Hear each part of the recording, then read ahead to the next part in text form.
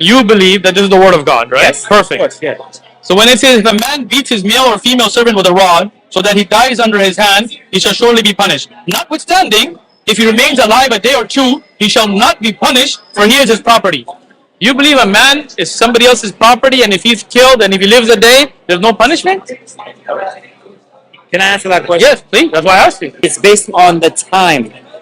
Is God not just in this time? Yes. Okay, so this is just. Okay, so this is justice, that if I beat my slave, and as long as he lives a day, it's okay, he's my property. Come on, bro. Okay, Come on. You know better. So if he's beaten to death, he receives punishment. No. Notwithstanding, if he remains alive just one day. Right. A day or two. A day or two. Yes. Meaning that if you beat him so bad, he went to the ER, and the next day he died, there is no punishment because he is his property. Yes. Bruh. That's what he says. But that's wrong.